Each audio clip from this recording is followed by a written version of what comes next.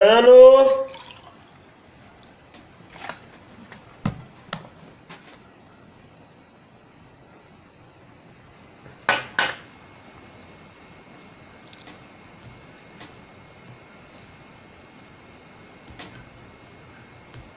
Esperar a galera entrar aí um pouquinho de novo pra gente continuar aí sobre fiança, tá? Vou esperar entrar um pouco mais aí da galera para passar esses detalhes aí principais de fiança, legal? Fiança, pessoal, letra da lei. Fiança, letra da lei. O que a gente vai tentar aqui é deixar de uma forma bem tranquila aí a forma de vocês marcarem na prova. Tá legal, pessoal? Vamos continuar então.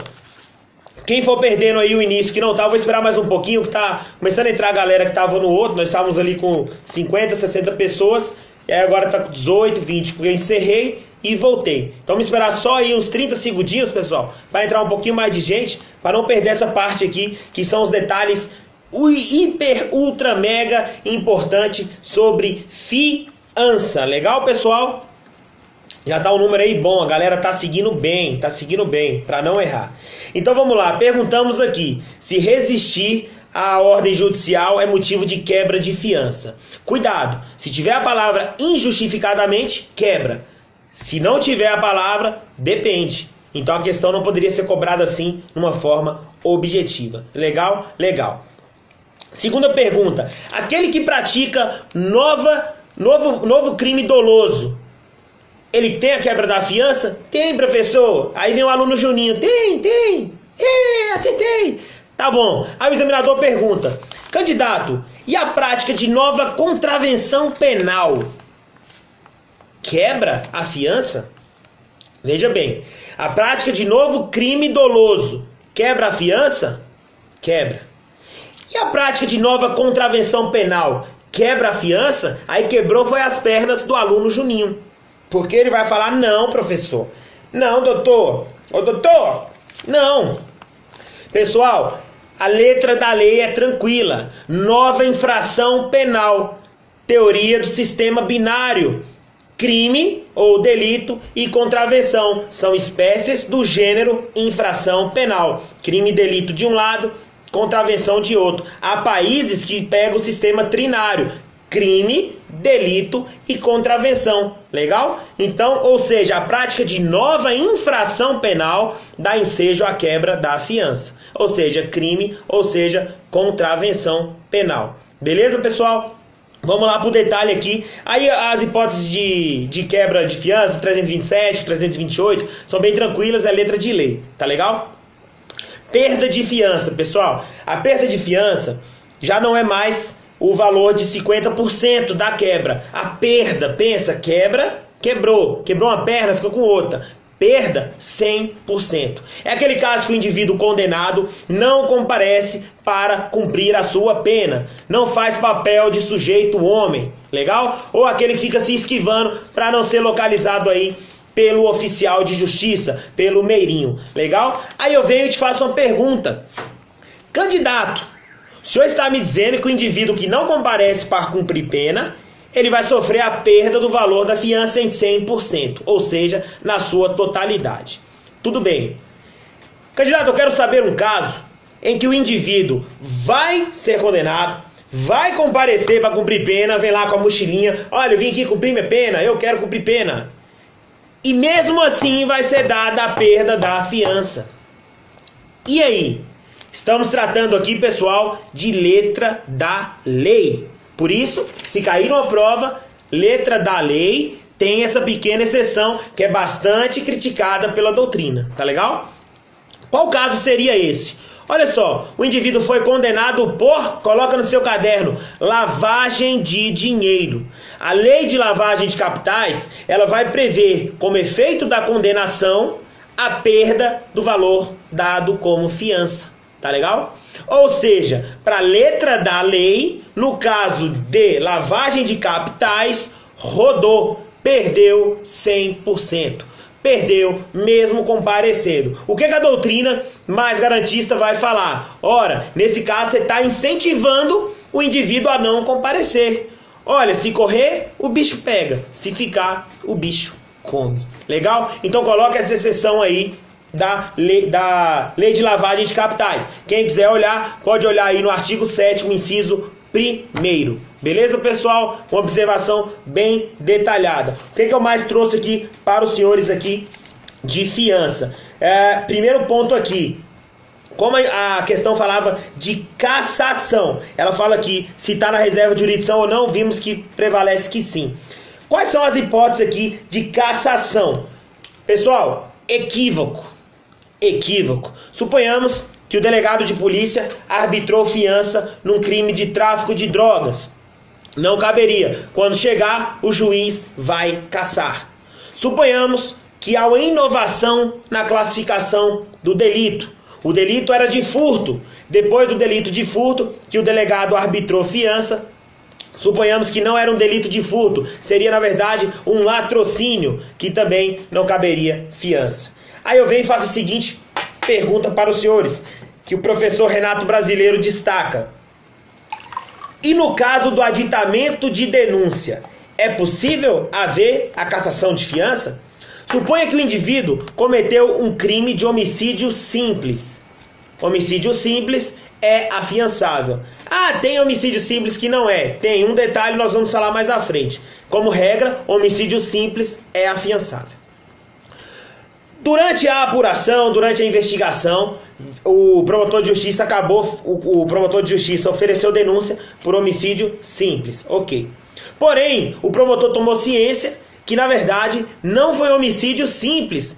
Posteriormente à denúncia, descobre-se que na verdade o indivíduo matou por motivo torpe. Nesse caso, o promotor de justiça vai aditar a denúncia. Nesse aditamento de denúncia, vai haver a cassação de fiança? Sim ou não?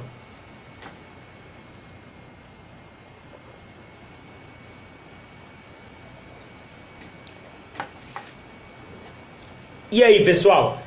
Indivíduo cometeu homicídio simples. Promotor de justiça ofereceu denúncia. Durante a instrução, verifica que, na verdade, foi por motivo torpe. Ele está em liberdade mediante fiança do homicídio simples. O promotor adita a denúncia, porque foi homicídio torpe. Para acrescentar o homicídio torpe. Mantém a fiança? Ela é cassada? Ou o juiz pode só aumentar o seu valor? O juiz tem que aumentar o valor da fiança nesse caso? O juiz mantém o mesmo valor da fiança? Ou o juiz tem que cassar essa fiança? Nós vimos que a cassação vai decorrer equívoco, inovação no delito, e esse caso de aditamento de denúncia, ele cassa a fiança? Ele mantém a fiança? Ou ele aumenta o valor da fiança?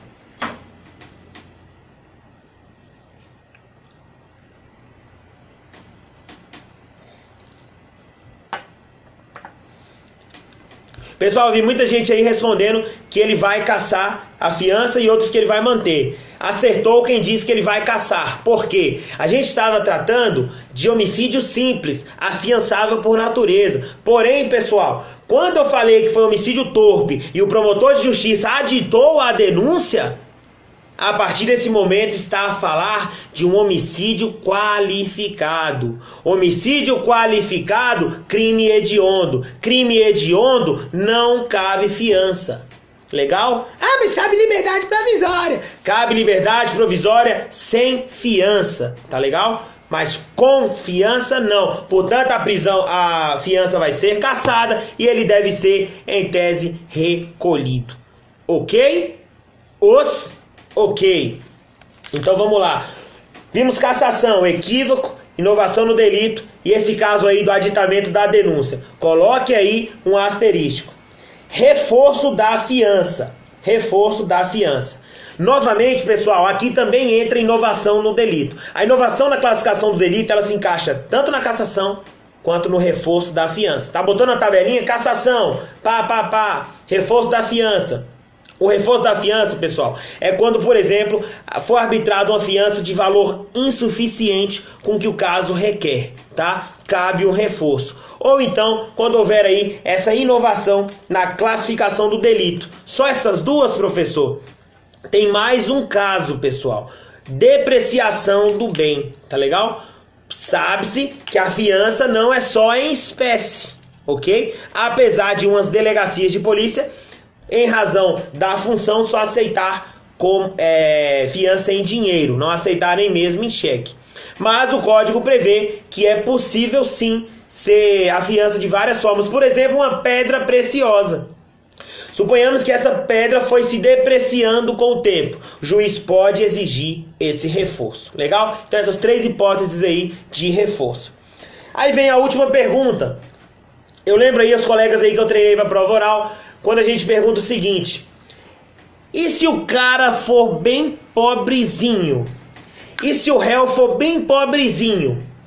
Você, delegado de polícia, no momento da lavratura do prisão em flagrante, do auto de prisão em flagrante, o senhor pode dispensar a fiança? Sim ou não?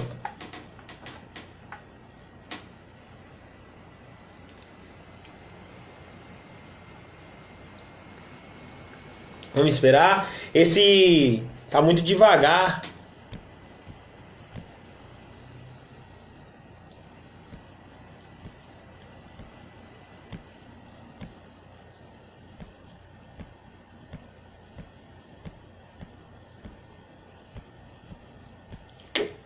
Tá travando aqui o comentário. É o seguinte, pessoal. Tem previsão legal que a dispensa vai caber da forma como o CPP está escrito.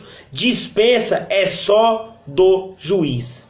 O colega Rômulo entrou aí também, foi um dos que a gente treinou aí, mandou muito bem, arrebentou e está sempre nos acompanhando aí, que hoje é delegado de polícia, né? Há alguns meses era um grande estudante, com muito sucesso aí no futuro, e agora aí é um delegado de polícia aí, está nos prestigiando aí. Legal, pessoal? Então dispensa é só para juiz, ok? Se for uma prova oral, para delegado de polícia, o senhor pode dar ali, uma corrente vai falar que é só o juiz, e aí coloca outra corrente aí, permitindo ao delegado, e aí entra na dignidade da pessoa humana, entra na virada de Copérnico e por aí vai. Beleza, pessoal? Tranquilo? Aí vem a segunda pergunta. Você, como delegado de polícia, pode reduzir fiança? Você, como delegado de polícia, pode aumentar fiança? Pessoal, são 3 questões que você nunca pode errar. O colega Flávio Rolim, que hoje é delegado de polícia no Ceará, eu lembro que ele falou pra mim assim: pô, cara, eu fiz a prova de delegado lá, vacilei, meu irmão, errei uma questão de fiança, cara, não pode errar. Não pode errar. Mesmo assim, graças a Deus, virou delegado. Mas só um ponto perdido que poderia custar a sua posse, tá, pessoal? Então, dispensa não pode. Reduzir 2/3 até 2/3. Muito cuidado.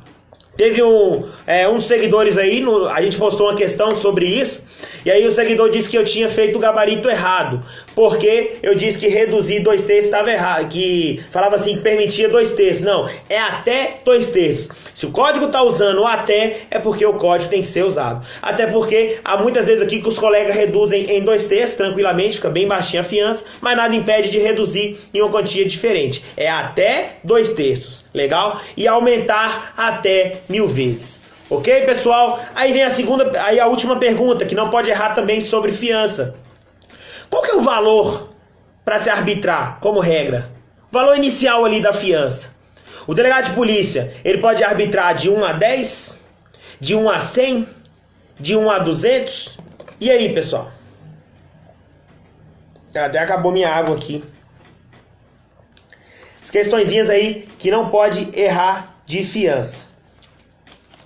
Pessoal, lembre-se sempre que pode ser arbitrado a fiança em um salário mínimo. Então você vai botar, tranquilo, 1 a 100, delegado de polícia. 10, 200, juiz. Tranquilo? E aí vem essa ideia de aumentar até 1000 vezes. E tem previsões também em leis extravagantes, como na lei de droga, que prevê um percentual diferente. Delta Martins aí mandou bem, acertou as duas. Pessoal, o último ponto aqui que eu trouxe sobre fiança, que é um dos que eu acho mais importante. Se você perguntar para alguém agora aí, pro seu coleguinha de estudo, ele pode não responder. Olha só, coloque aí no seu caderno, ao lado dessa tabelinha que eu espero que o senhor esteja montando. Fiança sem efeito. Fiança inidônea. Fiança sem efeito, fiança inidônea. Já vimos 2 casos. Cassação, virou sem efeito. Não reforçada, virou sem efeito. Ou seja, tornou-se sem efeito, tornou-se inidônea. Cassação, ou não reforçada. E tem mais um caso: sentença absolutória ou declaratória extintiva da punibilidade. Legal, pessoal? Tranquilo? Aí eu venho e pergunto para os senhores: esses 3 casos aí será de fiança inidônea, tá? Ou tornada sem efeito. Para quem, se a gente cassou a fiança, suponhamos que não foi caso de perda, não foi caso de quebra, cassou a fiança, para quem que esse dinheiro é devolvido? É para o investigado? Sim ou não? O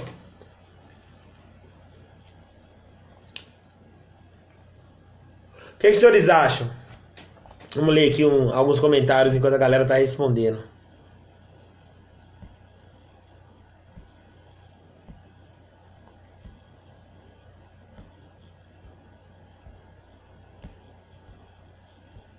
Galera mandando ver aí. Olha o Romulo arrebentando aí sobre fiança, agora como delegado de polícia. Pessoal, cuidado. Olha, o colega falou aí pro investigado. Aí o Delta Martins aí colocou lá para quem pagou. Exatamente. O valor da fiança não volta pro acusado, pro investigado, pro réu, pro condenado. O valor da fiança, pessoal, ele volta para quem pagou.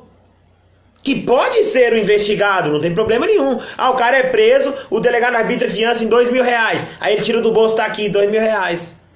Mas, e na maioria das vezes, quem paga é um familiar, quem paga é um conhecido, tá? Então, cuidado ao afirmar que volta para o acusado. Legal? Pessoal, encerro aqui a ideia de fiança.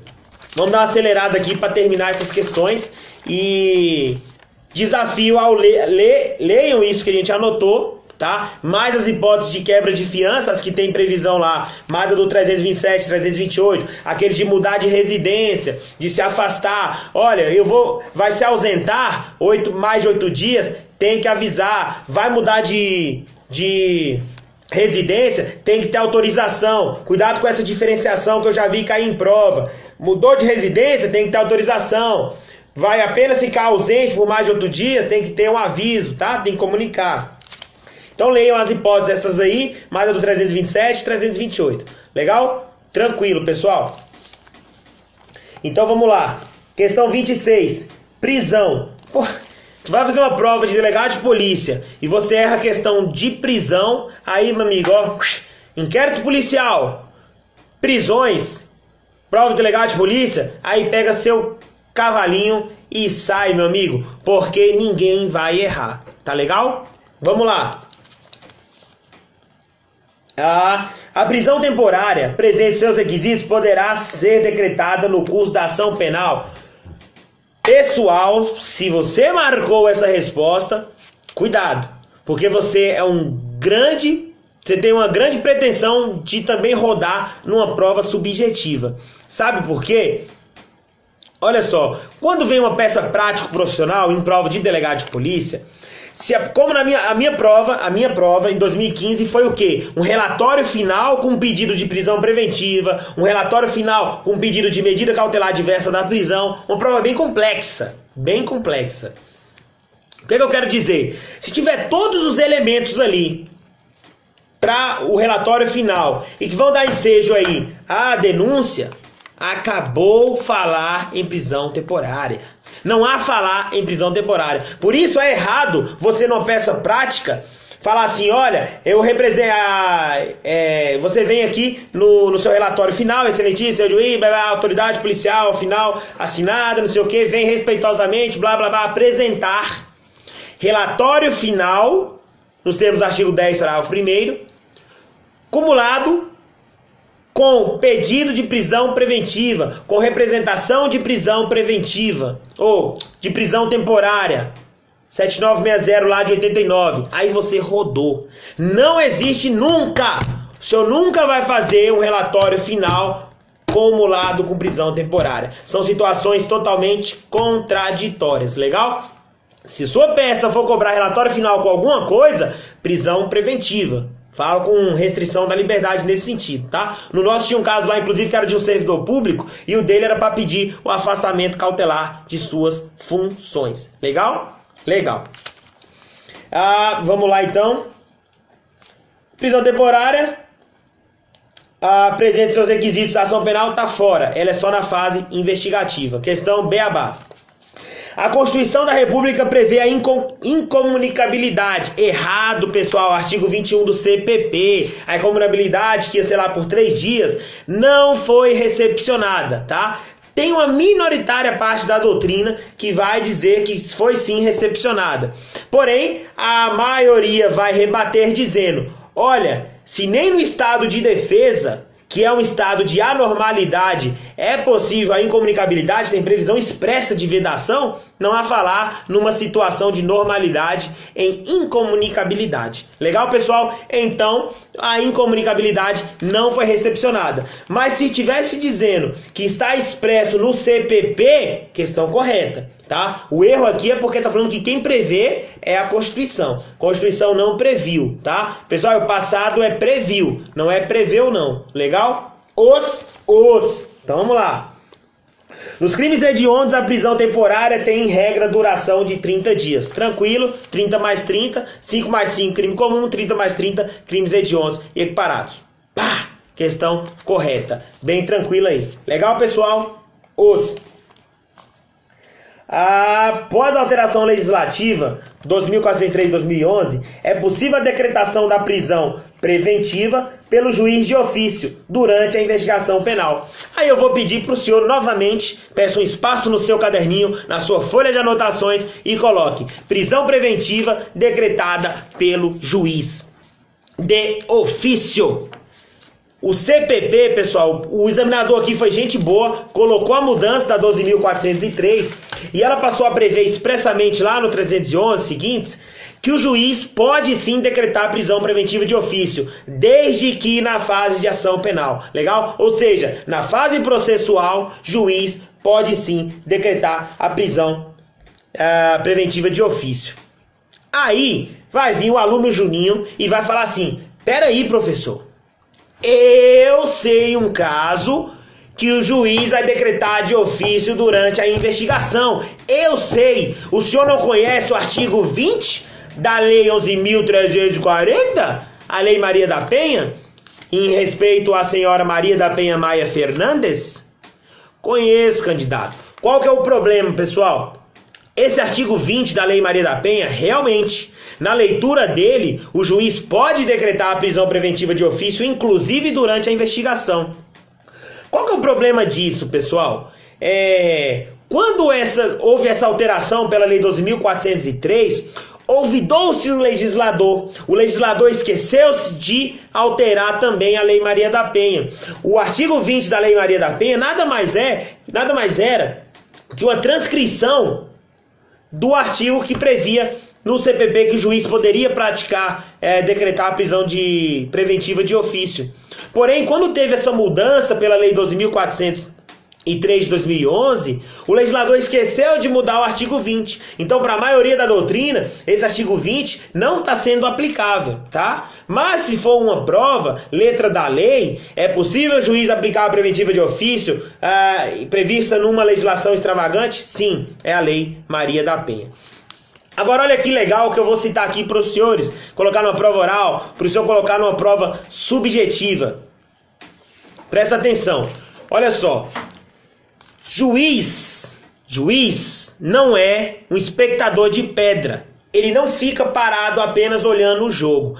Mas o juiz, ele vai servir também como um garantidor da regra do jogo. É igual um árbitro de futebol. O árbitro não escolhe quem ganha, o árbitro não escolhe quem perde. Ao menos em regra, né, pessoal? Até porque se for o jogo do Flamengo aí, se o árbitro não ajudar, o Flamengo não ganha, né? Vai ficar só no cheirinho. Vamos aproveitar aí para soltar essas minhas piadas sem graça, né? Segue o líder, que agora está em segundo colocado.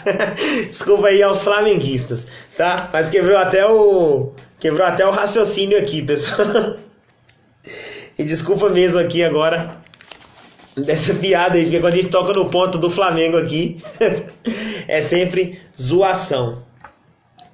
Mas vamos voltar aqui, pessoal, nessa ideia aí de prisão preventiva. O que eu quero dizer para os senhores? O artigo 156 lá do Código Penal, do Código de Processo Penal, a doutrina vai falar: o juiz pode praticar atos investigatórios durante a investigação? É possível? Olha só, pessoal, antigamente, na época do sistema que adotava que o juiz julgava, o juiz investigava e o juiz defendia, dizia-se: quem tem o juiz como acusador precisa de Deus como defensor. Legal? A ideia lá de sistema inquisitivo era o juiz inquisidor. Qual que é o problema, pessoal? Qual que é o problema? Juiz que vai atrás de prova, ele se contamina, porque ele cria uma pré-concepção daquele caso e ele vai atrás de provas que angariem, que corroborem o que ele já decidiu. Por exemplo, para mim, fulano é culpado. E aí, eu vou atrás de provas para que ele seja culpado. Para mim, ele é culpado. Então, eu vou atrás de provas para que ele seja culpado. O professor Aurí Lopes Júnior traz um ensinamento muito interessante nesse ponto, que é a ideia de quadro mental paranoico do juiz, também chamada de síndrome de Dom Casmurro. O que seria essa síndrome de Dom Casmurro? É a ideia de Bentinho e Capitu. Bentinho colocou na cabeça que Capitu estava o traindo, formado em direito, bacharel. Começou a vislumbrar tudo que Capitu fazia. Bentinho levava a crer que era uma traição.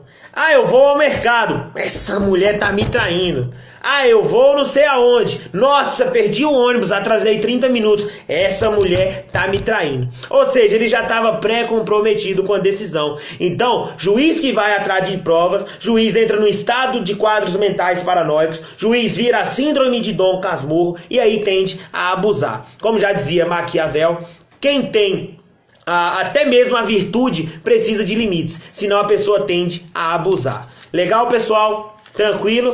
Então fizemos essa observação, a gente pode dar um pulinho para a próxima alternativa. Então essa questão aqui está errada, ele não pode decretar de ofício, tá? Depois da alteração legislativa. Letra E. É causa de revogação da prisão preventiva o extrapolamento pela autoridade policial do prazo de conclusão do inquérito. Pessoal, não por si só, tá? Não por si só, até porque a doutrina ensina um cálculo global, tá? Você vai pegar o prazo que o delegado de polícia tem para encerrar o inquérito, você vai pegar o prazo que o promotor de justiça tem para oferecer denúncia. Por exemplo, réu preso, vai dizer lá, 10 dias, promotor 5 dias. Um exemplo, o delegado mandou em 12, promotor ofereceu em 3, tranquilamente, legal? É claro que tem caso, o STF em recente julgado, o indivíduo estava 4 anos preso, e não foi sequer pronunciado. Nesse caso, relaxou-se a prisão. Tá legal? Outro ponto. Quando é excesso de prazo, o melhor a dizer é que relaxa a prisão. Ela passa a ser ilegal. Tem gente que vai dizer que o excesso de prazo é um caso de revogação. Há uma pequena diferença em relaxamento, que é uma prisão ilegal, e uma revogação, que é a ausência dos pressupostos fáticos. A cláusula do rebus sic stantibus. Legal, pessoal? Legal? Então vamos lá. Fechamos essa aqui, 26, letra C, crimes hediondos, 30 mais 30. Espero que vocês estejam gostando, pessoal. É muita informação. Nesse momento parece, caraca, eu não vou aprender isso aqui nunca. Depois você pega e relê o que você anotou, vê a live de novo, e é isso aí. Eu não sei muito, mas o pouco que sei, eu passo aqui para os senhores. Legal? Então vamos lá. Questão 27. Prisão domiciliar. Meu Deus do céu. Questão de prisão domiciliar. Se o aluno Juninho erra, aí, meu amigo, eu garanto pra vocês, nesses dias desses que os cursinhos fazem, que algumas pessoas indicam, que algumas pessoas gostam de fazer, porque dá umas dicas ali direto. O professor Vinícius Marçal aí matou 80% aí neste delegado, igual os meninos estão mandando. A gente indica, se quiser fazer, faça, se não quiser, não faça. É uma escolha sua. Mas eu te garanto que todo dia D vai ter uma tabelinha de prisão temporária, de prisão domiciliar CPP, prisão domiciliar LEP. Ok? Ok. Por que que tem isso? Porque a memória é visual. O senhor vai visualizar aquilo ali e vai lembrar na hora da prova. Porque sempre cai. A professora Lorena Ocampos, do TJ aqui da FT, ela sempre comenta isso da prisão. E sempre cai. Por exemplo, ela deu o dia D agora a respeito aí para delegado do Goiás e caiu. E ela inclusive publicou sobre isso. Porque sempre cai, pessoal. Prisão domiciliar Tem que saber. Tem que saber. LEP e CPP. Vamos passar uma dica? Vamos passar uma dica para não esquecer? Vamos por partes. A prisão domiciliar na LEP é uma forma de cumprimento de pena, não é regime de pena, tá? Regime de pena é fechado, semiaberto e aberto. É uma forma de cumprimento da pena na LEP.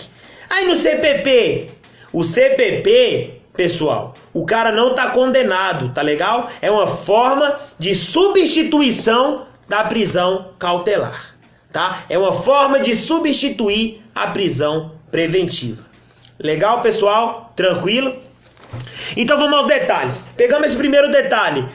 Na LEP, o indivíduo tem que estar no regime aberto. Desculpa, pessoal. Na LEP, o indivíduo tem que estar no regime aberto. E se tiver no semiaberto? E se tiver no fechado? Excepcionalmente, os tribunais acabam admitindo. Por exemplo, o indivíduo que está com um câncer terminal e não consegue atendimento dentro do presídio. Aí, excepcionalmente, permite-se a prisão domiciliar dentro de sua residência. Ok? Ok. E a prisão domiciliar do CPP? O indivíduo tem que estar em qual regime? Aberto, semiaberto ou fechado? E aí? O que os senhores acham? Aberto, semiaberto ou fechado? É muito lento essas historinhas aqui. Não consigo acompanhar nada.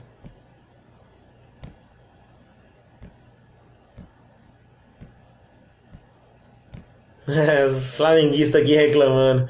Ei, cheirinho.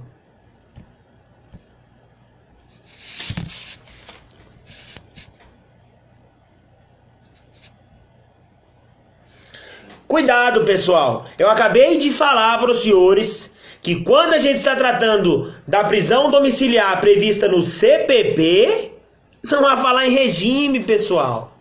Não teve nem condenação. Como é que o senhor já está presumindo que é aberto, semiaberto ou fechado?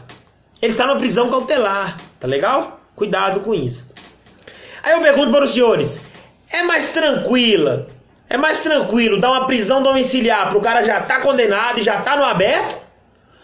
Ou é mais arriscado ali você dar para o que tá numa cautelar, para substituir uma cautelar? Porque a ideia é o seguinte, se ele tá numa cautelar, é porque tem pressuposto aí de garantia da ordem pública, garantia da ordem econômica, garantia da necessidade da instrução criminal, a aplicação da lei penal, né? Então, qual é o raciocínio que você tem que fazer? A prisão cautelar, para você substituir uma prisão cautelar, se põe no lugar do juiz. O que é mais fácil você substituir? Um cara que já está no regime aberto, o cara já está o tempo todo na rua quase, ou um cara que está numa cautelar ali, garantia da ordem pública, entendeu? Então é mais arriscado a substituição, arriscada a substituição no CPP.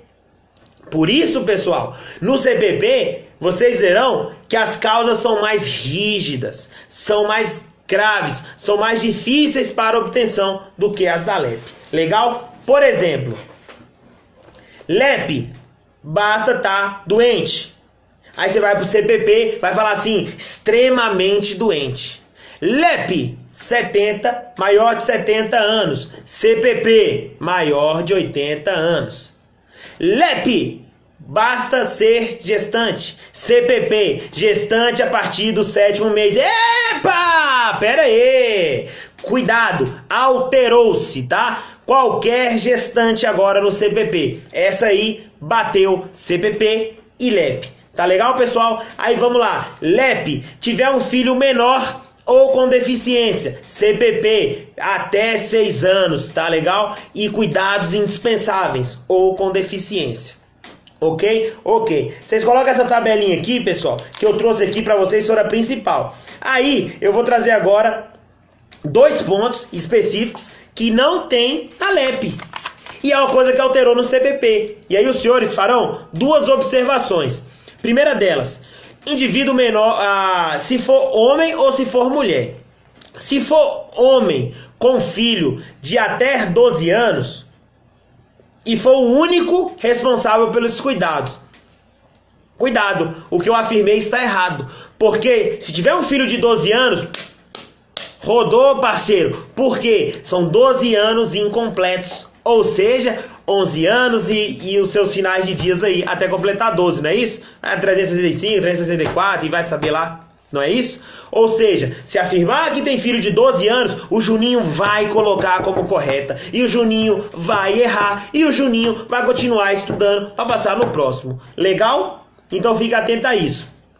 Homem tem que ser indispensável aos cuidados e o único ali responsável. Mulher não, basta ser filho menor de 12 anos.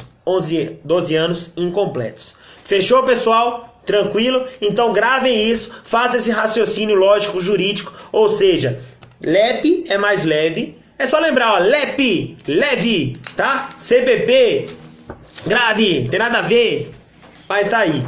Então beleza. Aí vamos lá, olha, aí vamos pra questão.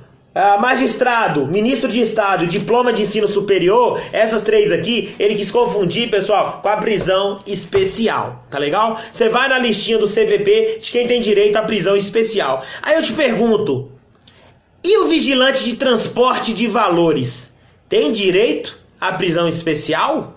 Ah, claro que não, professor, ele não está previsto no CPP. Tem sim, pessoal, tem uma lei específica que prevê, que faz essa previsão, tá legal?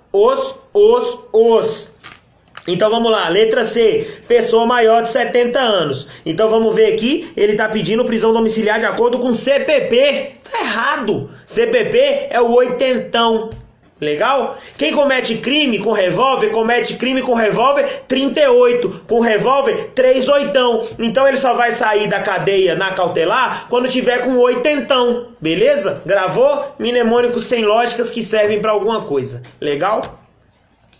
Aí vai lá por final, o homem, caso seja o único responsável pelos cuidados do filho de até 12 anos de idade incompletos. É essa aqui que é a resposta correta. Legal? Tranquilo? Certo? Tudo certo? Então vamos embora. 28, estamos encerrando, pessoal. Estamos encerrando. Já acaba. Questão 28. O Ministério Público possui prazo em dobro para interpor apelação criminal. Errado, pessoal. No processo penal, tem um quadrinho bem legal que o professor Márcio André disponibiliza, que no processo penal, defensoria tem prazo em dobro no civil e no penal. Ministério Público, no civil, ok. No penal, negativo. No penal é só o prazo simples, ok? Questão errada, letra A. Letra B. Em caso de revelia do acusado, regularmente citado, presumir-se-ão verdadeiros os fatos narrados na denúncia? Negativo, pessoal. Apesar disso aí ser aplicado como os efeitos da revelia no processo civil, isso não se aplica no processo penal. Legal? Aqui vem a busca da verdade, aí entra todos os direitos e garantias do réu, inclusive aquela ideia de garantismo hiperbólico monocular. É aquele olho totalmente voltado apenas e tão somente às garantias do réu. Ok? Ok. Então vamos para a letra C. Admite-se citação por hora certa no processo penal? Aqui eu peço para os senhores realizarem aí duas observações numa folhinha que espero que os senhores estejam anotando. 9.099, pessoal, juizados.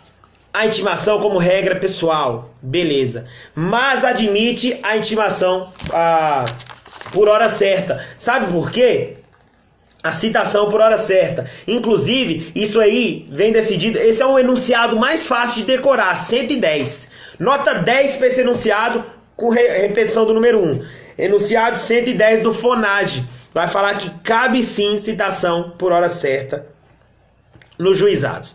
Então eu quero que os senhores façam duas observações. Três observações para ficar tranquilo. Primeira delas.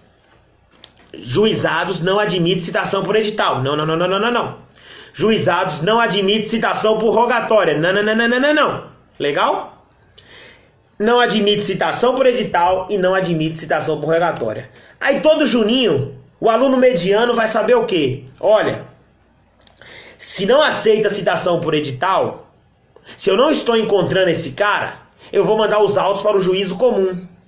Beleza. Isso aí todo mundo sabe. Aí o examinador te pergunta, tudo bem, candidato? Então nós vamos sair do rito sumaríssimo e vamos mandar para o juízo comum. Qual rito será aplicado no juízo comum? Aí o Juninho mete. Excelência, Rito ordinário. Ordinário é você, candidato. Ordinário é você que me fez entender, tá legal? Nesse caso, pessoal, se você manda para o juízo comum, aplica-se o rito sumário, ok? Lembre-se sempre disso. Você sai de baixo, vai subir na escadinha. Não vai pular do sumaríssimo pro sumário, não. Ou pro ordinário. Você vai do sumaríssimo pro sumário. Ok? Ok. Então, beleza. Ocorre emendatio libelli quando o juiz entende cabível nova definição jurídica do fato, em consequência de prova existente nos autos, de elementos. Eu vou deixar essa por último, porque essa tem uma piada e 3 informações ultra mega importantes que eu aposto o braço do meu colega Zago que vai cair em provas futuras, ok? Que vão cair as 3 observações, legal? No processo penal, não se aplica a identidade física do juiz. Aplica sim, pessoal. É o artigo 399 lá, no seu parágrafo 2º. A observação aqui é que o novo CPC não mais previu a ideia aí desse princípio da identidade física do juiz. Porém, como ideia de coletânea de provas no processo penal, a doutrina entende que ele continua cabível no processo penal. Ele ainda existe. O problema é que é um corpo sem alma. Por que um corpo sem alma? Porque ele estava previsto no CPP, mas a ideia dele era trazida do CPC. Por exemplo, se o juiz estiver de férias, o que fará? Era o CPC que previa. Mas a doutrina entende que continua aplicável. Tá ok? Tá ok. Então, vamos nessa letra D. Primeiro, uma piada sem graça, que acho que essa piada não é minha, tá? É do professor Rogério Sanches. Eu não sei se eu sou o único que achei engraçado. Eu achei bastante engraçada. E aí eu vou repassar para os senhores. Se alguém achar engraçada, depois me manda um direct contando. Acho que só eu achei. Ninguém que eu contei achou. O indivíduo virou para o professor Rogério Sanches e falou: professor, o direito é muito difícil. Eu tenho que saber português, eu tenho que saber regras gerais, eu tenho que saber exceções, eu tenho que saber expressões em inglês, eu tenho que saber expressões em latim, eu tenho que saber nome de autor e eu tenho que saber expressão mexicana. Aí o professor Rogério falou assim: mexicana, rapaz? Expressão mexicana? Não tem. Tem, professor. É o tal de muchacho libelli. Ai, pessoal, essa aqui foi a piada do professor. Estou só repassando, tá? Então aí, se vocês forem reclamar, fala, Pedrão. Seja bem-vindo aí por estar participando aí. Nossos futuros colegas deltas aí arrebentando. Então, fica essa piada sem graça. A questão aqui, pessoal, vai estar errada, porque a emendatio libelli, o juiz não pode decidir com o que não está na acusação, tá? É aquela ideia de princípio da congruência, tá legal? Princípio da congruência. O que eu quero trazer para os senhores aqui, que eu fiz uma anotação aqui diferenciada para os senhores. A ideia do princípio da congruência, o princípio da correlação, é que não vai poder prejudicar a defesa. Só pode alegar ali o que está na acusação. É uma relação de acusação e sentença, para não ser extra petita, ultra petita, citra petita, tá legal? Só qual que é o problema aqui? Quanto que tem? Porque a emendatio libelli, como regra, o juiz pode aplicar inclusive para pena mais grave, tá? Se tiver contida na acusação. O problema é que a questão aqui fala que não foi aplicada a... Como é que ele escreve aqui, ó? Que não estava contida na acusação, tá? Questão tá errada, porque tinha que estar contida. Aí agora eu venho trazer 3 casos que eu separei para os senhores, que se referem a emendatio libelli, e eu aposto dessa vez aqui, o braço de qualquer colega meu aí que vocês escolherem, que essa questão vai ser cobrada em prova, tá? Vamos botar aí o braço do professor Fábio Rolim, que é faixa preta de jiu-jitsu aí, ele saberia perfeitamente lutar com um braço só, ok? Então vamos lá. Olha os casos concretos que eu anotei para os senhores. A é condenado e recorre. Ele foi condenado por gestão fraudulenta a uma pena de 4 anos, ok? O Ministério Público não recorreu. A defesa recorreu e aí o Tribunal de Justiça, no caso do TRF, né, que seria gestão fraudulenta, crime da Justiça Federal, foi condenado pelo juiz federal. E aí o TRF, ó, ele disse que não, ele não cometeu o crime de gestão fraudulenta lá do artigo 4º. Ele cometeu o do artigo 16 e do artigo 22. E manteve em 4 anos a pena. Mas quem tinha recorrido foi só a defesa. E aí a defesa falou o seguinte: olha, eu pedi para que vossas excelências apenas absolvessem do artigo 4º. Se os senhores falam que ele não cometeu o artigo 4º, acabou aí, ele tem que ser absolvido. Não há falar em mandar para o 16, não há falar em mandar para o 22. O STJ entendeu que é tranquilo isso aí, pessoal, tá? O Tribunal Superior se colocou no sentido de que nesse caso aqui é possível sim haver emendácio libelli em segundo grau, desde que não haja prejuízo. Então foi válida sim essa emendácio. E aí, olha só, eu vou te fazer uma nova pergunta, que é a hora que o Juninho cai. Esse é o legal do direito. Um detalhe muda tudo. Veja bem, agora um servidor público foi condenado por, vamos dizer aqui, ele foi condenado pelo crime de furto qualificado. Ok? Ok. Ele foi condenado a uma pena de 2 anos. 2 anos. Pena mínima lá do furto qualificado. Ok, 2 anos. O Ministério Público não recorreu. Pô, tô satisfeito, o cara pegou 2 anos aí, pá, tranquilo. A defesa recorreu. O TJ pegou e falou o seguinte, olha só. Ele não praticou um furto qualificado, não. Ele praticou um peculato furto. Artigo 312, parágrafo 1º. Porém, a gente resolve manter a pena em 2 anos. Veja bem, pessoal, veja bem. Pra gente não errar. O cara cometeu o crime de furto qualificado, 2 anos, condenado em primeira instância. Ele recorre, o TJ coloca que ele não praticou furto qualificado, mas sim um peculato furto, mas mantém a pena em 2 anos. Aí o aluno Juninho vai falar, na outra lá era gestão fraudulenta, 4 anos. Mudou para o artigo 16 e 22, 4 anos. E deu na mesma?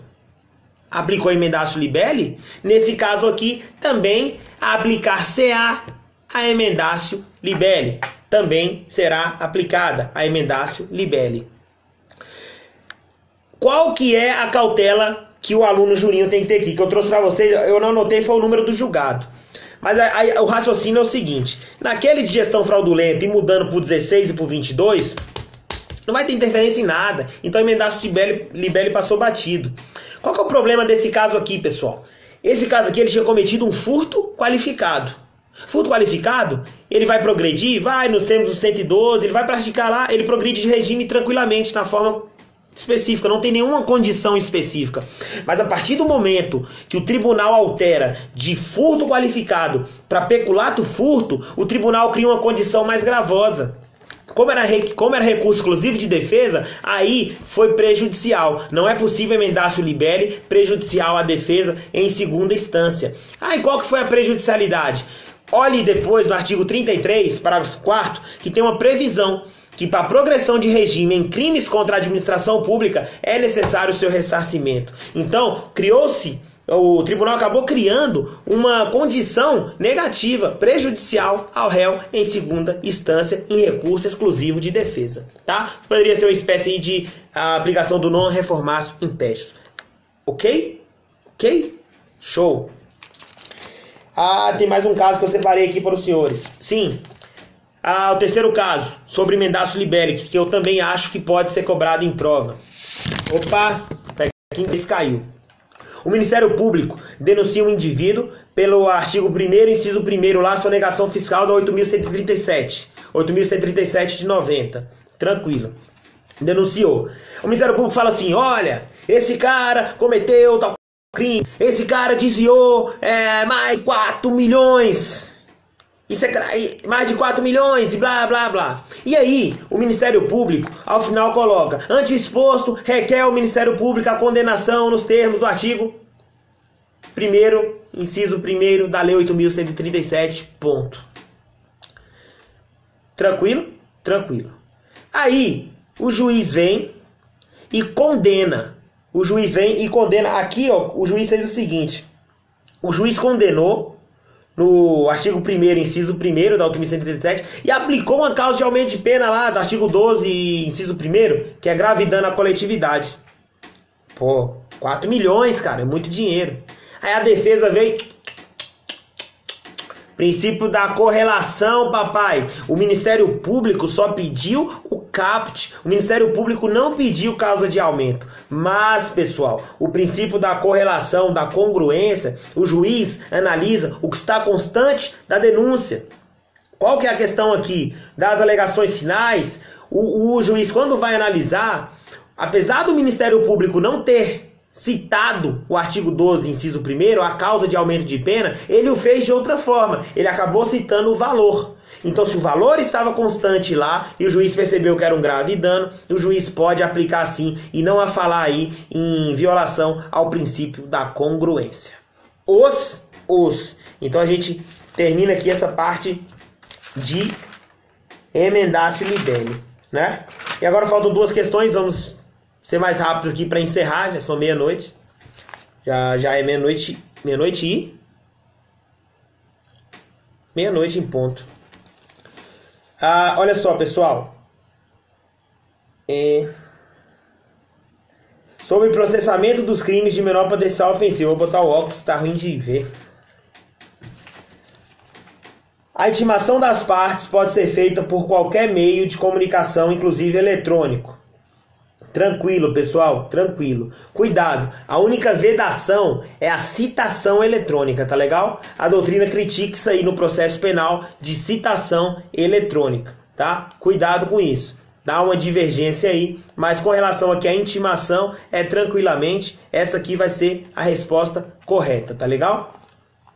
Letra B. A homologação da transação penal, no artigo 76 da Lei 9.099, faz coisa julgada material. Pessoal, súmula vinculante aqui 35, tranquila, pacífico já pelo STF, não faz coisa julgada material. Mas, como eu quero sempre trazer uma coisa a mais para os senhores, a transação penal é um acordo entre o titular da ação penal e o acusado, ok? Não é do ofendido com o acusado. O ofendido pode fazer um acordo? Pode. É a composição civil dos danos. Tá. A composição civil dos danos, ela como regra, né, vai valer a renúncia ao direito de queixa e excepcionalmente ao de representação lá, previsto no 104, salvo engano, do Código Penal. Além de ter previsão expressa aí na 9.099. Qual que é a questão aqui? E se o acusado não cumpre a composição civil dos danos? Ele faz o acordo e não paga. Pode a vítima ajuizar a queixa-crime? Não pode, pessoal, tá legal? Isso aí é pacífico, por quê? Porque naquele momento que foi acordado, tornou-se um título executivo judicial. A partir do momento que o juiz homologa, é um TEG, título executivo judicial. Caberá à vítima apenas agora executá-lo, tá? Não é executar o cara que não pagou, não. Chegar e executar e enfiar um monte de tiro nele, não. Vai executar o título. Tá legal, pessoal? Então tem essa diferença aí no que se refere à transação penal e à composição civil dos danos. Ok? Porque aí o indivíduo só lê a súmula 35 e acha que abrange os dois. Legal?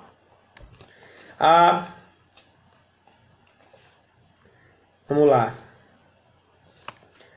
Não é admitida nos crimes de menor potencial ofensivo a realização de perícia, tá? Então um crime de dano.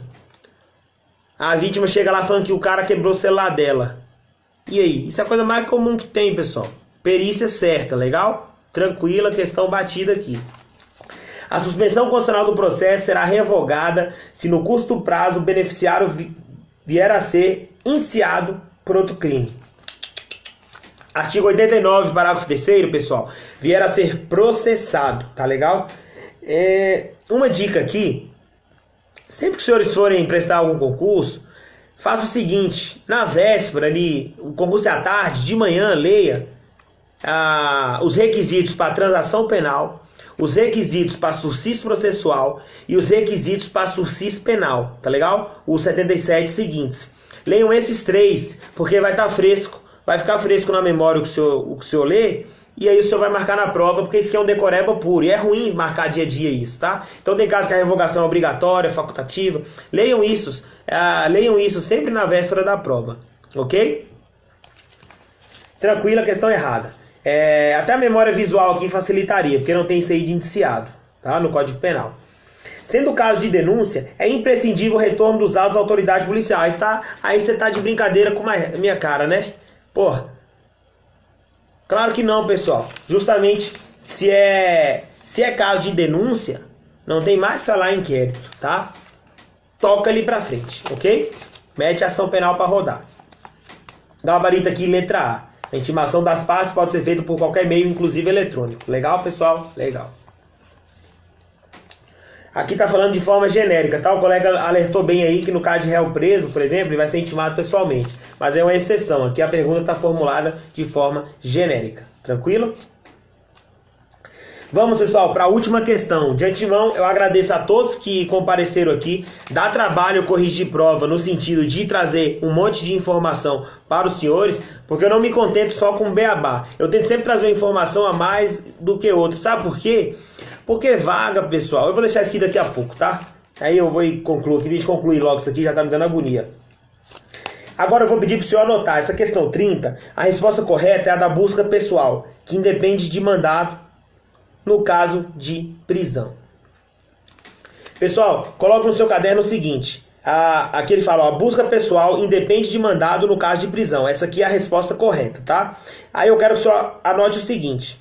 Tem 3 casos que a busca pessoal nunca, eu disse, nunca vai precisar de autorização judicial. 3 casos. Coloque no seu caderno. Porque eu tenho certeza que se você mandar mensagem agora, quando terminar a live, manda pro seu coleguinha que não assistiu. Fulano, cite-me os 3 casos em que a busca pessoal dispensa autorização judicial. Uma homenagem aos carioca. Dispensa autorização judicial. A primeira, a prova nos deu, né? No caso de prisão.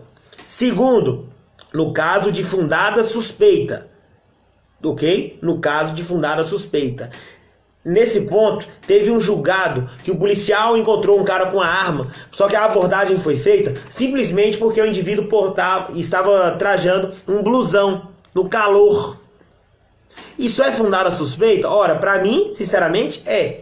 Mas o tribunal entendeu que isso por si só não era fundada suspeita, mas sim um pré-conceito, um conceito prévio, e então entendeu que a abordagem foi errada, a prova tornou-se ilícita, e aí não houve essa condenação. Tá legal? Então vamos voltar aqui. Prisão, fundada suspeita e cumprimento de mandado de busca e apreensão. Legal? Nesses 3 casos, a busca dispensa a autorização judicial. Vamos lá, letra B. Caso o morador recuse a colaborar com a diligência, será permitido emprego de força contra sua pessoa para descumprimento do que se procura. Pessoal, como é letra da lei, o CESP gosta muito de cobrar isso. Teve uma prova do CESP, se eu não me engano foi de escrivão de 2013, que ele cobrou da seguinte forma, que no caso de recalcitrância pode empregar força contra as coisas. Aí o Juninho já pensa, pô, que é isso? O cara vai chegar quebrando o guarda-roupa, joga no chão, chuta a porta. Não, não é assim, pessoal. É tudo dentro dos limites, né? Ponderando sem se exceder. Mas o próprio código afirma expressamente, pessoal, que é possível emprego de força contra coisa, tá? Quando há recalcitrância. Porém, o código não fala contra a pessoa, e é por isso que a alternativa vai estar errada. Mas, se fizermos, eu estou ficando sem voz, se fizermos uma interpretação dizendo assim, ou teleológica, ou até mesmo sistemática, se o indivíduo estiver recalcitrando, por exemplo, ninguém vai entrar aqui na minha casa não. Oxi, ninguém vai entrar não, rapaz. Aqui é sujeito homem. Vai ser possível usar força contra ele, inclusive para prendê-lo em flagrante, tá legal? Mas aqui, como é letra da lei, essa alternativa aqui vai estar como errada, tá? Letra C, não sendo encontrada pessoa ou coisa procurada, dispensa-se a lavratura do auto circunstanciado. Negativo, pessoal, encerrando a diligência, não tem essa previsão no código. Ao contrário, se você não encontra a pessoa, aí você pode informar as pessoas da casa. Olha, a gente estava procurando por isso, por isso, por isso. Pode informar os motivos da diligência, mas o auto vai ser lavrado da mesma forma, ok? Ok. Letra D. Quando ausentes os moradores da casa, objeto da busca, quando ausentes os moradores da casa, objeto de busca, devem ser intimadas a assistir à diligência 2 pessoas idôneas. Primeiro um ponto aqui de português, pessoal. Eu já vi muita gente escrever devem serem. Cuidado, tá? Devem ser, tá? Devem ser. Não devem serem, ok? Deixa isso pra lá, beleza? Então, devem ser intimadas a assistir a diligência 2 pessoas idôneas. Pessoal, o Código de Processo Penal, ele prevê que, na verdade, quando o cara não estiver presente, a gente deve chamar um vizinho. E se houver, e se estiver presente, tá legal? Tem essas condicionantes. Porém, para a busca, isso é para fins de arrombar a porta do cara não tá. A busca em si precisa-se de 2 testemunhas, tá? Também não é precisam ser, e sim precisa ser de 2 testemunhas, ok? Normalmente na prática, a gente vai para a quadra X, a gente vai lá para a quadra Z e busca as 2 testemunhas do povo para comparecer, tá legal? Às diligências, ok? Então, questão errada aqui, tranquila. O próprio caso, o próprio CPP, quando fala das 2 testemunhas que assinarão, fala sem prejuízo e remete a essa ideia aí do caso do vizinho, tá legal? Última alternativa. Na impossibilidade de indicação precisa do local em que será realizada a diligência, admite-se a expedição de mandado de busca e apreensão genérico. Pessoal, mandado de busca e apreensão genérico. Isso aqui, pessoal, teve um julgado recente no Rio de Janeiro que gerou uma confusão sobre habeas corpus, ou habeas corpus não, a mandado de busca e apreensão coletivo. Uma favela que não tem muita divisão ali. O ministro Sebastião Reis Júnior, ele afirma expressamente que há uma clara violação da dignidade da pessoa humana. Você fere todos os tratados internacionais, você fere todas as legislações constitucionais, internacionais e nacionais, tá legal? Então, nesse caso, não pode haver mandado de busca e apreensão coletivo, tá? Cuidado que o habeas corpus coletivo é válido. O STF entendeu recentemente para as mulheres grávidas, tá legal? E se for menor infratora, aplica. E se for reincidente, aplica, tá legal? E se for contra o próprio filho, aí não aplica. Tá? Aí a gestante não vai ter direito aí à prisão domiciliar. Uma última observação a essa ideia aí de mandado de habeas corpus coletivo, o STF entendeu nesses julgamentos das grávidas. Eu indico aqui o site do professor Márcio André Lopes Cavalcante, né, o Dizer o Direito, o mestre para vocês concurseiros, né, para nós, para todos, aplicadores do direito. Ele faz uma baita aula explicativa sobre esse tema aí de habeas corpus coletivo. E mandado de busca e apreensão não tem. Pessoal, então a gente encerra aqui. Foram comentadas todas as questões de processo penal com o devido gabarito. Eu peço desculpa por exceder aí. Quem estiver vendo no outro dia, fica por 24 horas. Eu não gravei no Periscope, os colegas falaram que no Periscope fica para sempre, ad eterno, e que eu posso gravar no YouTube. Eu não sei fazer isso, eu não tenho canal no YouTube, eu já tentei e não consegui, tá? Eu já sou velho, então eu não sei mexer nisso, ok? Se alguém souber ensinar e quiser mandar um direct aí, a gente agradece, que aí depois eu faço as gravações particulares e jogo no YouTube, jogo no Periscope. Essa aqui é só para quem acompanhou, tá? Então eu vou encerrar aqui, mas antes eu vou deixar uma palavrinha agora. Vocês viram que no início, aqui eu peço licença até para ponto de religião, para quem tem, quem não tem.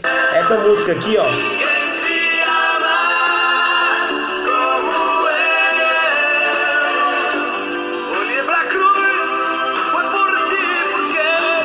Ela resume bem os momentos de dificuldade aí que nós concurseiros passamos, né? Há momentos que ninguém vai acreditar na gente. Isso aí é normal, pessoal.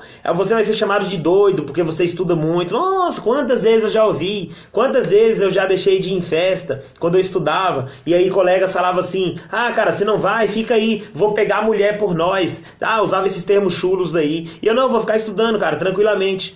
O que isso gera, pessoal? Essa galera que vai pra balada, que zoa quem tá estudando, vai permanecer nessa balada de R$15, de R$20, ou na de R$200 uma vez por ano, tá? Você, quando for concursado, você não vai nessa balada, sabe por que você não vai? Você vai viver viajando, tá? Você vai pra Cancún, você vai lá pro Nordeste, você vai curtir a sua vida, tá? Então, nesses momentos aí de dificuldades, pessoal, tenha sempre Deus em mente, ou se não for religioso nesse sentido, se apegue a algo, tá? Que te dê forças aí para sempre continuar.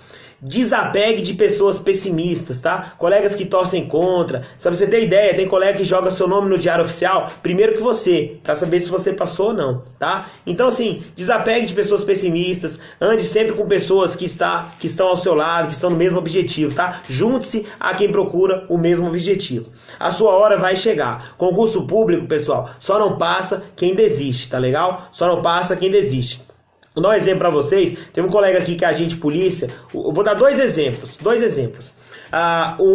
Os dois de agentes de polícias aqui do meu concurso de 2009. O primeiro deles é o agente Siqueira, tá? É meu colega aqui, Marcelo Siqueira. O Marcelão, vou dar 3 exemplos, tá? 3 exemplos. O Marcelo Siqueira, 3 agentes de polícia da minha turma. O Marcelo Siqueira, ele passou para a segunda fase comigo aqui de delegado de polícia. A nossa prova foi bem difícil, foram 800 e poucas pessoas na segunda fase, só passaram 213 e depois alguns voltaram com recurso. Esse colega, ele ficou por causa de meio ponto aqui e não passou. Passou um pouquinho depois, ele reagiu a um assalto perto da casa dele, ele tomou um tiro bem aqui no meio do peito. Pelo fato de ele ser alto, graças a Deus o projétil desviou e saiu sem deixar sequela nenhuma. Siqueirão viveu, os indivíduos foram presos no mesmo dia aqui pela atitude da Polícia Civil, pela atitude da Polícia Militar, atuando em conjunto. Siqueirão continuou estudando e hoje tomou posse aí recentemente agora para delegado no Ceará. Tá legal? Primeiro exemplo aí. O cara ficou por meio ponto, tomou um tiro e agora tomou a posse tão consagrada.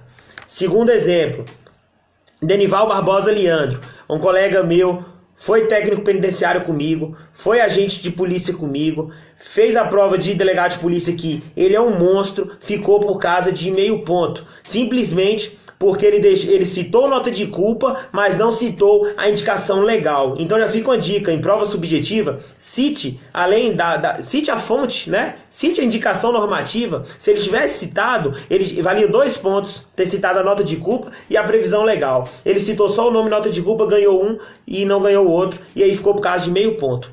Tudo bem, continuou estudando. Leandro hoje é delegado no Paraná. Leandro passou para delegado no Tocantins. Leandro passou para delegado no Maranhão, tá legal? Então não desistiu, conseguiu o que queria. E o terceiro aqui, para vocês verem como a ideia de não desistir é sempre necessária.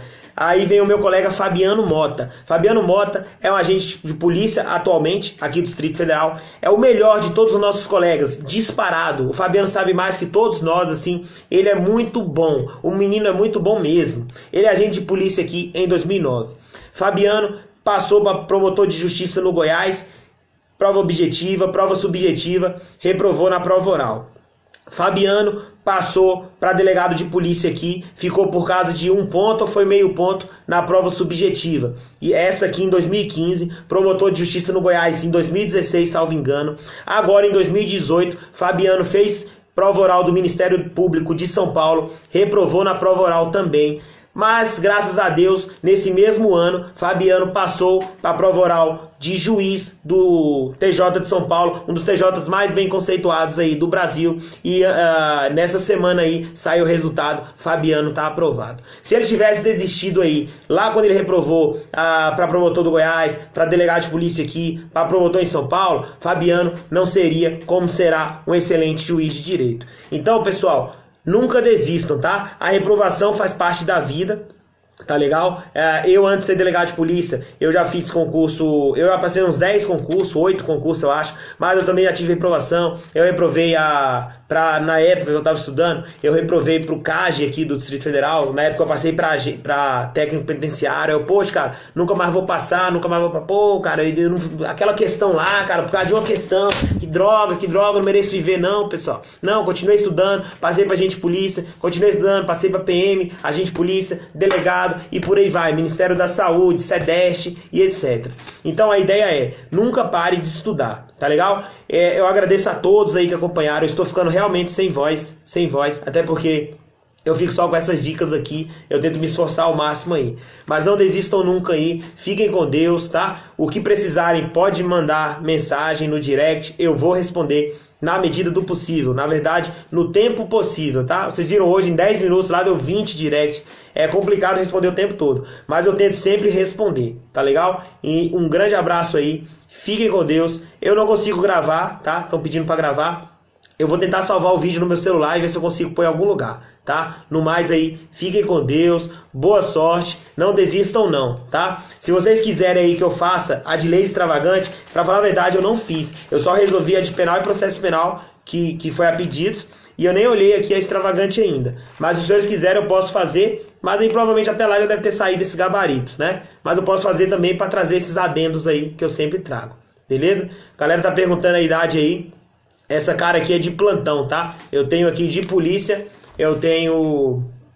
Foi 1 ano no presídio, trabalhando, óbvio, né? Como servidor técnico penitenciário, que hoje é agente de atividade penitenciária, também um cargo aí exemplar.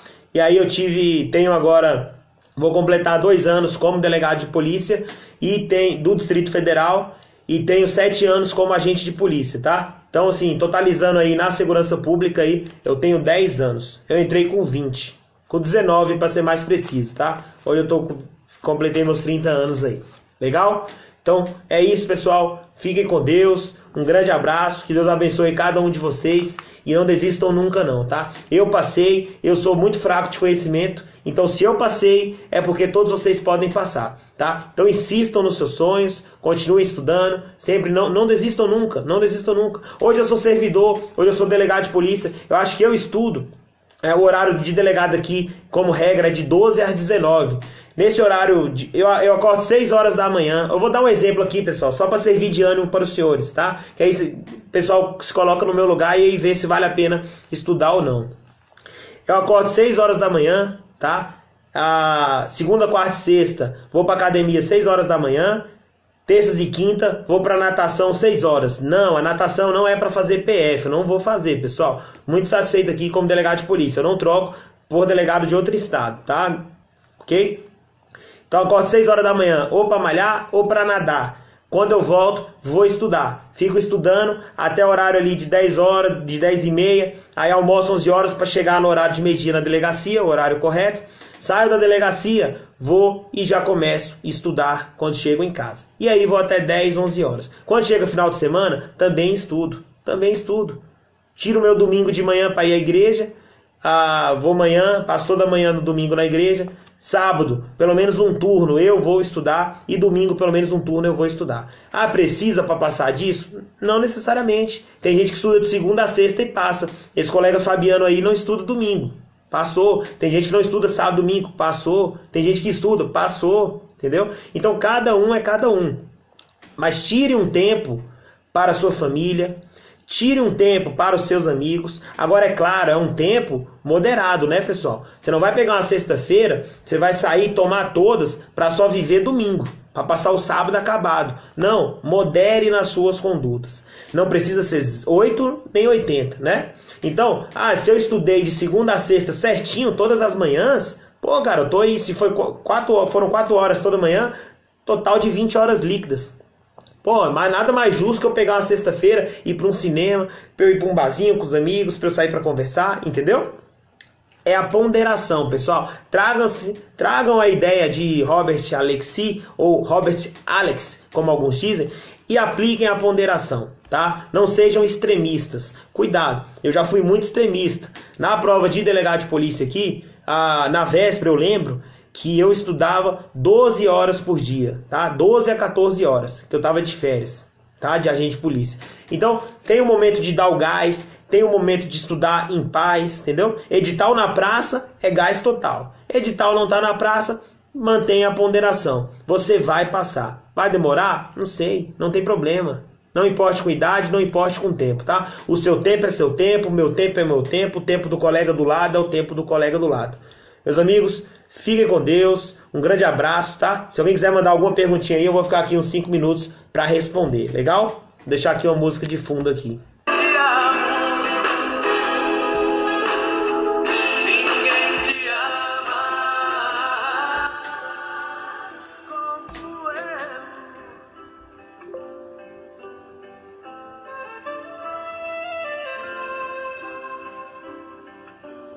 A idade é 30 anos, né? O colega perguntou aí. Vai 31. Não sei. 30 ou 31? Ah, vai 31. Vai 30, né?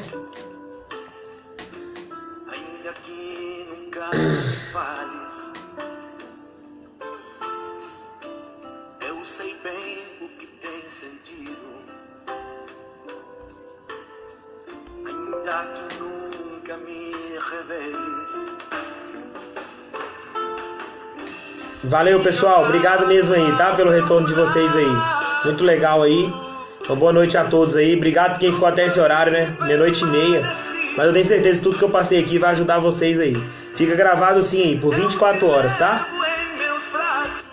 E aí, infelizmente, o Instagram tira. Eu vou tentar salvar aqui no meu celular. Se der certo, aí eu tento jogar no YouTube, sei lá como faz. Mas aí a gente dá um jeito. Legal? Isso aí, pessoal. Fiquem com Deus. Que Deus abençoe.